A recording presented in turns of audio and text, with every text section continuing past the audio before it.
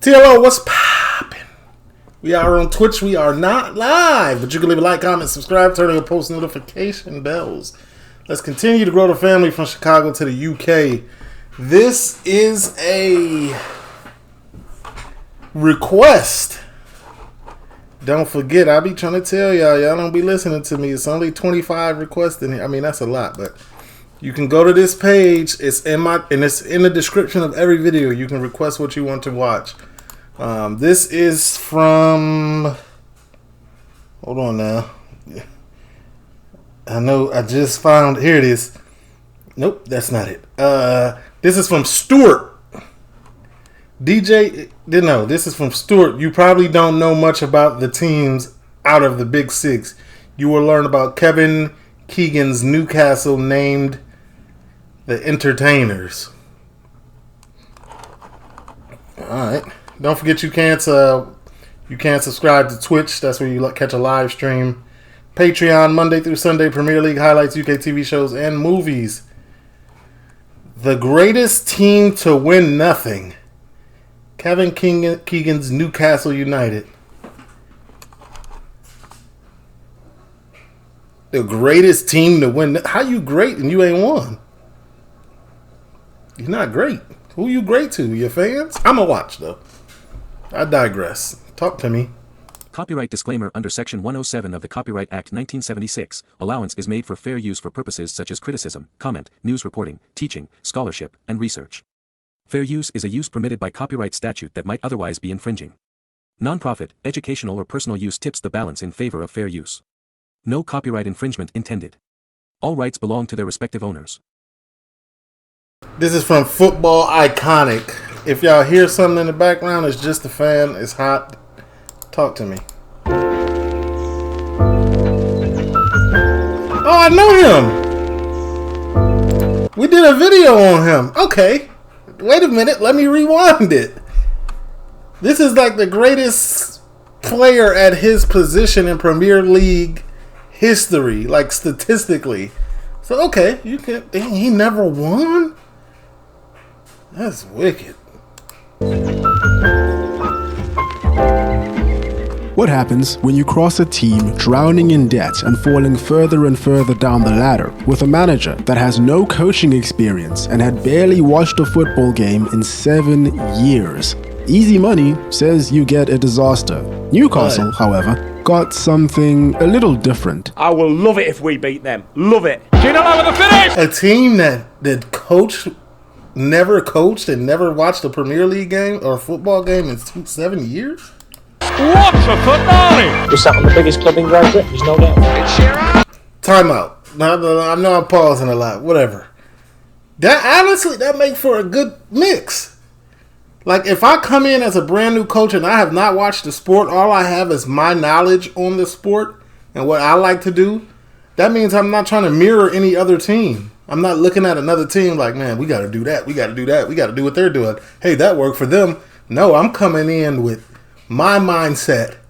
Let's implement stuff for the team that works for us. That's decent. And trying really to win against all the odds. And I think that's, if I'm honest, that is what really appealed to me.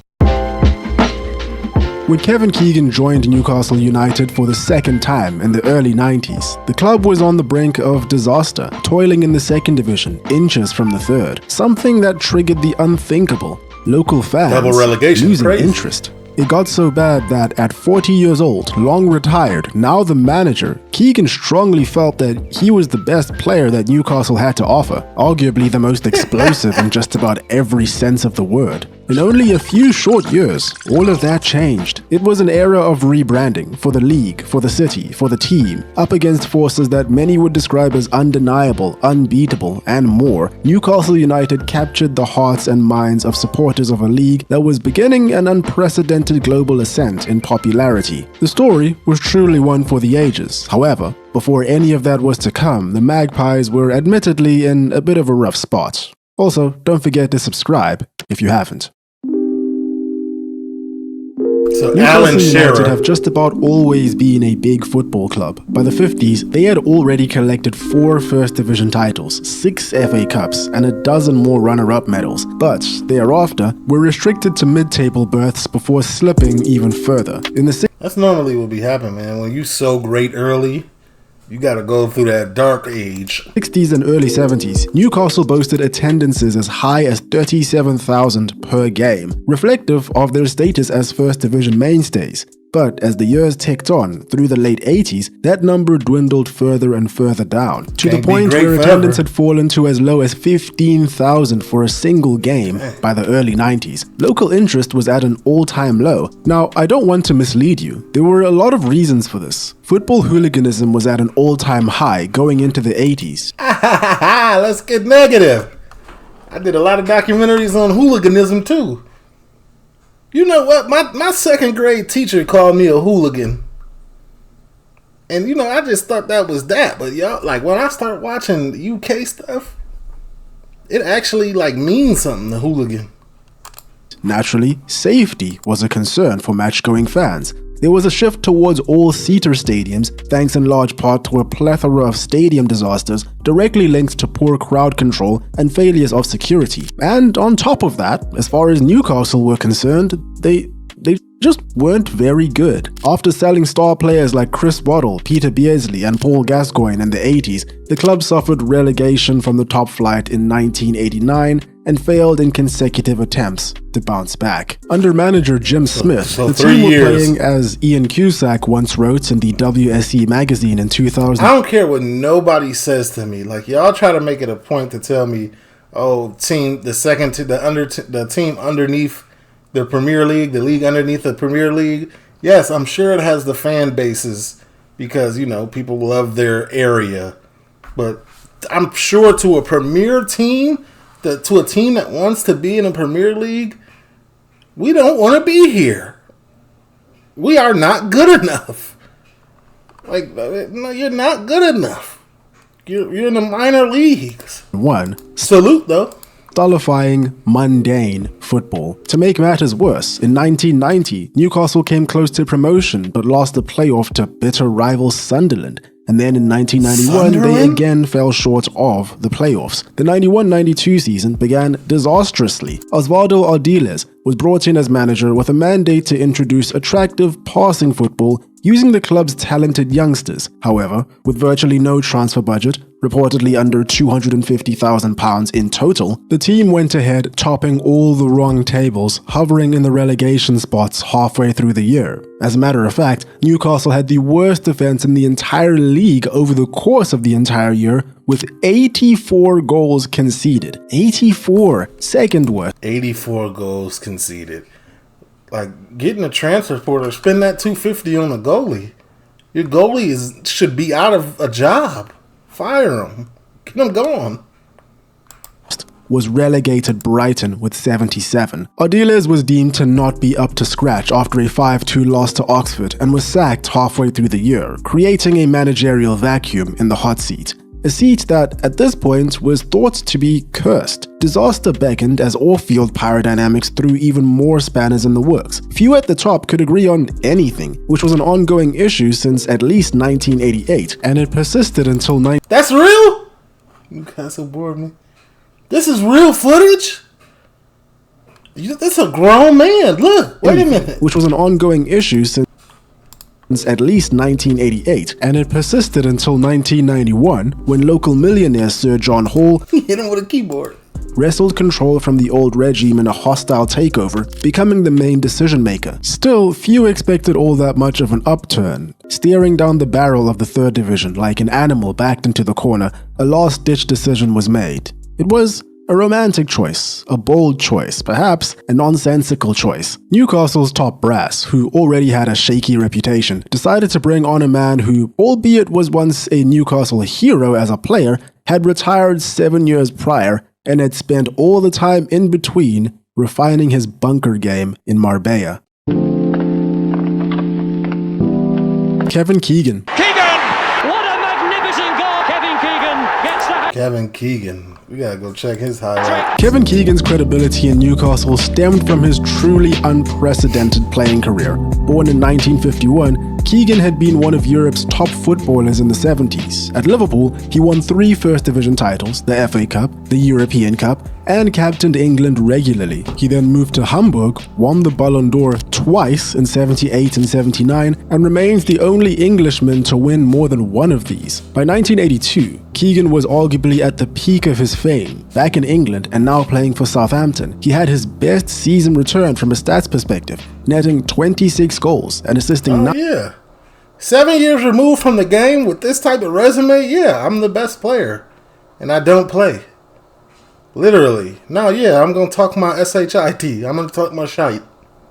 That's how y'all would pronounce it, shite. In 41 games for the Saints. Yeah, I'm the as GOAT Southampton for y'all. finished 7th, Keegan directly contributed to 49% of their goals. The reason I bring this up is so you can all understand why his next move was shocking to some. Second-tier Newcastle United. A coup that saw local fans in rapture, although in reality, it wasn't all that surprising to anyone in the know. My affiliation with the club goes back a lot further. My father was a Geordie.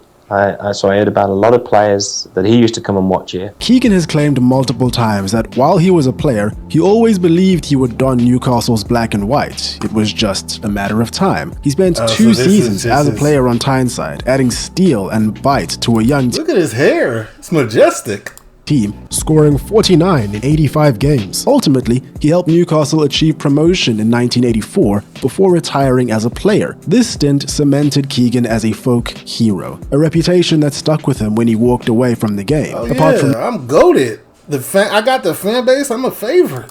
coming out of retirement for 2 games in the Australian National Soccer League in 1985, that was that. And from then on, Keegan decided that he would step away from the game almost entirely. Other than brief guest and punditry appearances, he was more or less true to his word, moving his family to Marbella, Spain, playing golf in the sun, eating good food. Truly, he was living the life. Adding on to that, he also proclaims that he only watched 2 live matches in that entire period, one being a European Cup final, the other a goalless draw between Blackburn Rovers and Newcastle United. I could believe that. A lot of players once they're done, they want to like fully step away for a second just to enjoy life because this has been their life since they were like 4. So I could believe he was away. His retirement was going swimmingly until he got a phone call. On the other end of the phone was the 123rd richest man in the entirety of the UK, Sir John Hall. The man had a special, albeit unorthodox offer. Some would rather refer to it as a roll of the dice. Keegan had admitted that he was unprepared, inexperienced, and unfamiliar with the modern game's tactical trends. Nevertheless, the pull of Newcastle United, the club of his father, the club he had once lifted as a player, was too grand to ignore. And so, in February 1992, midway through... Is Newcastle in the Premier League right now? 2026? February 28th? I think they are at the bottom somewhere. I don't know. The 91-92 season, nearly 8 years after he'd last kicked a ball professionally, a 40-year-old Keegan returned to St. James's Park, backed by Hall's ambition and the faith of a desperate fan base. He's well known to you all, and he's well known to the people in the region. And I'd like, if you would come through the doors, please. Kevin Keegan.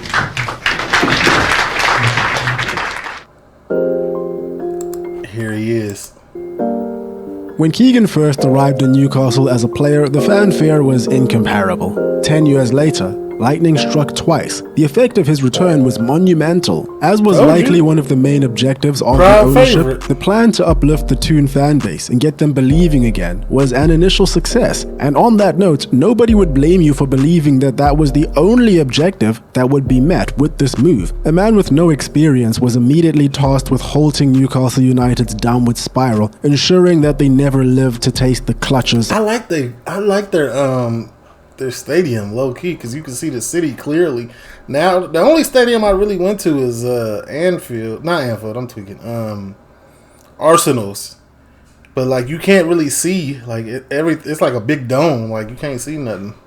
But like you can see this city backdrop. That's tough. Of the 3rd division, and it got off to a rocking start. In his first match in charge, 30,000 fans packed St James's Park to see Newcastle beat Bristol City 3-0. The people already saw Keegan as a saviour. However, the early months were far from smooth. Not only did Keegan inherit a squad low in confidence, but also facilities that had seriously been lacking the TLC they deserved.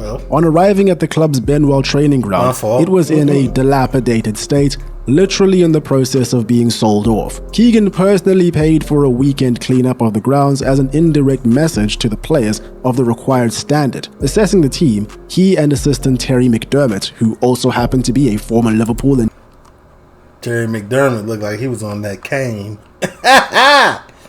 Mustache, no beard is crazy. I guess it was with the times. Newcastle teammate and legend found the quality had dropped off a cliff since their playing days. Out of shape, in their 40s, retired for several years. After a few practice sessions, they strongly believed they were the best players employed by the club, which is an indictment that really speaks for itself, doesn't it? Still, there was promise in Newcastle's youth ranks. This included Lee Clark, Steve Watson, Steve Howie, Alan Thompson, and Robbie Elliott, many of whom would soon make their names known in every household, not before Keegan imprinted his vision on them. There were stories of how Steve Watson would take throw-ins by doing a somersault. Keegan couldn't believe his beloved Newcastle had resorted to these kinds of gimmicks, let alone that the Toon faithful weren't more visibly disgusted at it. He wanted Newcastle to be known for a dynamic, attacking... I see a lot of people do front flips. Does it add something? Does it add power? Or it's just for pizzazz? Entertaining football, not party tricks. He was old school. He demanded unapologetic intensity, commitment, and character. One such testament to that... This is the Newcastle jersey? Where is this? Bring this jersey back. This is what y'all need. This will bring the morale up. Look good, play good.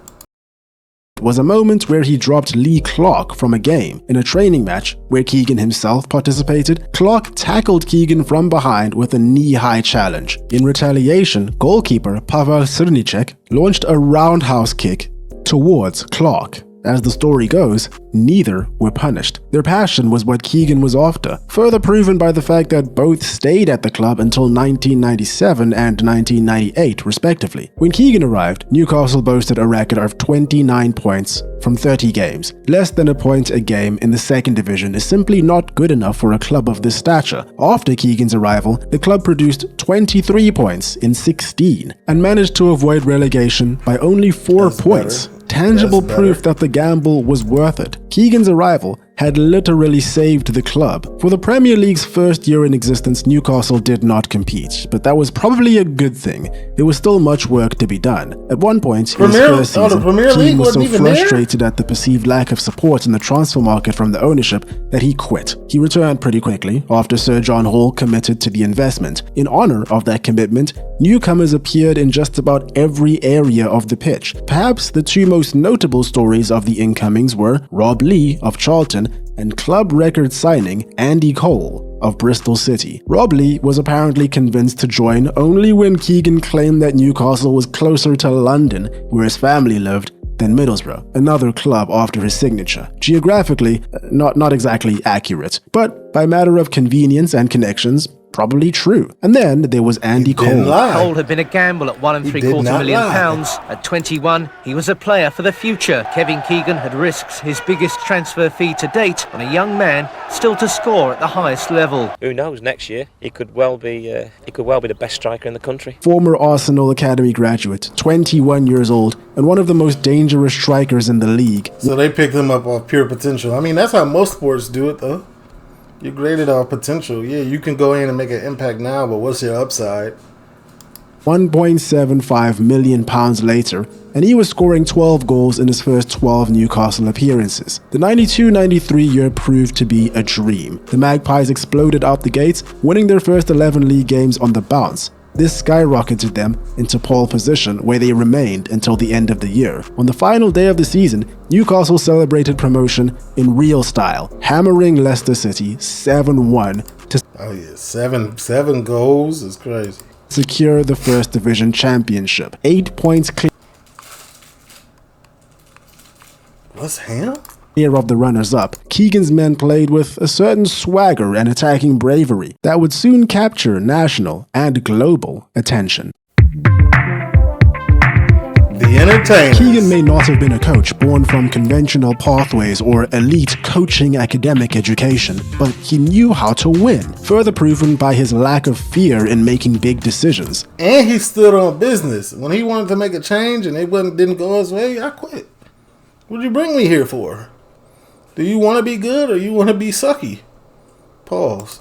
In the summer of '93, he sold his top scorer, David Kelly, and other key players that earned them promotion, judging that they may not be Premier League caliber. In the same motion, he brought back 32-year-old Peter Beardsley from Everton. Beardsley was actually a former Newcastle player himself, but clearly still had a lot to give. Newcastle's Premier League debut in '93-94 was nothing short of remarkable. Long gone were the days of battling relegation, a new era was upon us. And with this squad, Keegan's side took the Premier League by storm, finishing third in their very first season back. Newcastle... that's it. I understand the title. Like after sucking so bad, we finally get promoted and we finish third? That's a drastic turnaround.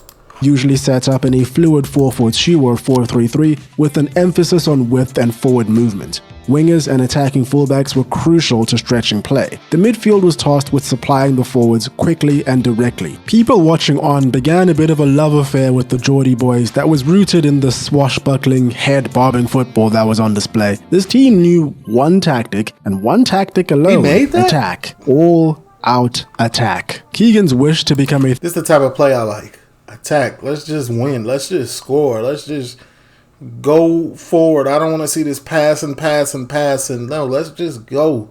Score the goal. Thrilling side was granted as Newcastle, again, in their first season in the First Division after 5 years, outscored everyone else, and in true swashbuckling style, had the worst defense in the top 5. The boss accepted that his vision would cause a lot of bleeding at the back, but he was prepared to take the risk on how lethal those shots would be. At St. James's Park especially, Newcastle were known to overwhelm opponents with waves of attacks. The motto was simple: score more than them. They would just... Simple. I'm just going to outscore you. That's hard to do in soccer football, though. Just as easily win 5-0 on a wonderful day and lose 4-3 in heartbreak. And remember those scorelines because they'll come up again. Striking duo Andy Cole and Peter Beardsley racked up 65 goals combined in all competitions, 55 in the league. Andy Cole in particular had what remains one of the most astonishing seasons in Premier League history to this very day. 34 goals in a single season, 13 assists to match.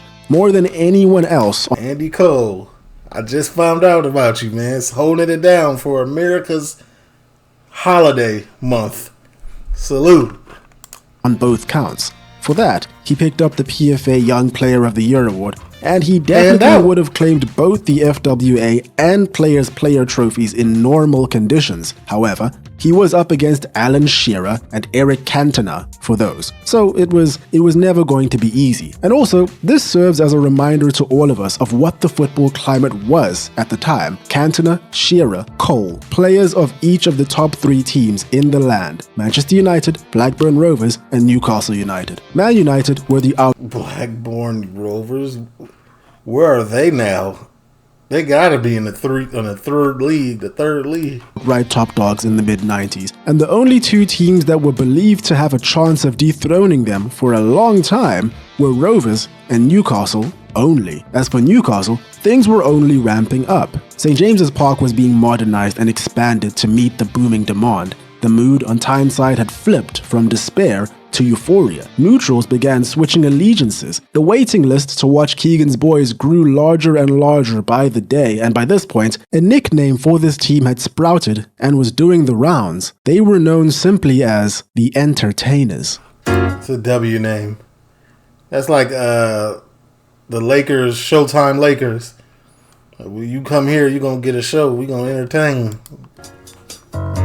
Salute. In 94-95, Newcastle had expectations around them. Expectations that they fully lived up to for the first 11 games. first place, 9 wins, 2 draws, all with that scintillating style. Ambitious fans dared to dream of winning the club's first league championship since 1927. I mean, could you imagine the story? However, inconsistencies crept in and the club's lack of depth was exposed, as Manchester United and Blackburn Rovers leaped forward and continued. No lie, we like that style of play, but like, even in basketball, you run and gun and play very little defense, you can't win a championship like that. You could be good, you could be entertaining, you could fill the stands, but you still got to play defense.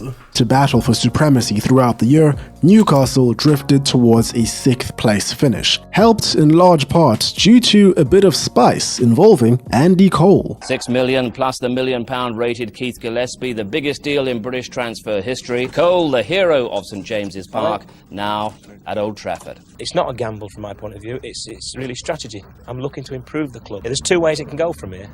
If I get it wrong, well, I know what the consequences are. Cole and Keegan had a falling out after a drop in form, with Keegan and Newcastle making the decision that they wanted to restructure, a decision that seemingly did not sit well with Cole himself. It came as a very big surprise to me, I knew nothing about it till yesterday evening. It was difficult, because I never wanted to leave Newcastle. This happened in the middle of the season, and out of all the teams Newcastle could have sold to, Manchester United. I never thought we could ever get him. No. It's a For who? surprise that we'd got the opportunity. A big shock. I think it's a shock to you boys as well, because no one. Why would they sell their best player to the best team? People sold me like arch rivals Man United, but I'm looking forward to it. Cole was adored, a record-breaking goal machine, and only 23 years old. Fans could not wrap their heads around how this was allowed to happen. There were protests and public anger directed at Keegan and the board. It was the first time Keegan's judgment was widely questioned. How could Newcastle ever catch up? Keegan, to his credit, faced the backlash head-on. In an act that you rarely see in the game, he addressed a crowd of supporters directly outside the stadium to explain the situation. He assured the fans that there was a plan. While sad to see him go, the £6 million they got for Cole was put to good use and added on to the mountain of cash that Sir John Hall was about to endow Keegan's side with. So they didn't even trade him, they just got him up for... They sold him. So you could do that in there. You could do that in football, huh? Yeah, we don't want him, just give him away. How much y'all gonna give us for him? Alright, bet. That's tough. David Ginola, Les Ferdinand, Faustino Asprilla, Warren Barton, David Batty, and more. In total, in the year 1995, Newcastle spent £30 million on players. Soon the Toon faithful had forgotten their outrage as Newcastle entered the 95-96 season.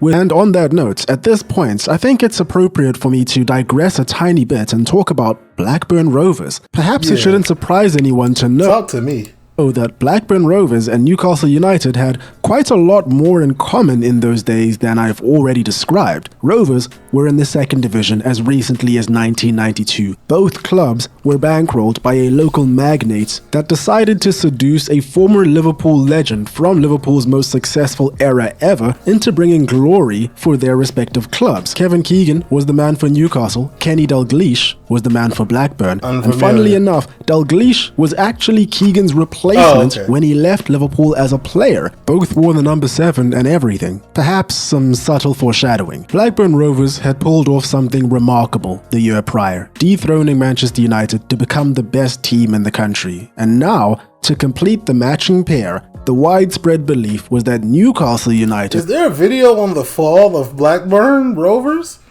That's the first time I ever even heard of that team. Nobody has mentioned them in my Premier League tutorial from y'all. I've never heard that. I didn't even know they had a team. Were answering the call. Selling Andy Cole proved to be a great choice. The squad was more balanced, more unpredictable. Cole's absence was filled by the goals of Les Ferdinand, with 25 in his debut year with them, enough to bag him the PFA Players Player of the Year. The tactics were more or less unchanged. 4-4-2, wing play, 2 strikers up top, whom the entire team was tasked with feeding, and fed them they did. David Ginola, Keith Gillespie, and Peter Beardsley were immaculate in the final third. offering the perfect corridor to Ferdinand. Darren Peacock, a rock in the heart of defense, was named Newcastle's Player of the Year, and for good reason. Defense was never a strong point of this Newcastle side, as we've already covered, but there was a marked improvement this season. Still, the worst in the top 5 in terms of goals conceded come the end of the year, but nevertheless, good enough, and the team was Where's the goalie? Can we get a new goalie? Scoring enough to take pole position and grip it tightly from match day 1 through 25. By Christmas time, Newcastle's lead stretched up to 12 points, with United in second place needing to play later in the match week to... This is my setup. Give me 2 good strikers. Give me 2 players that are going to play relentless defense.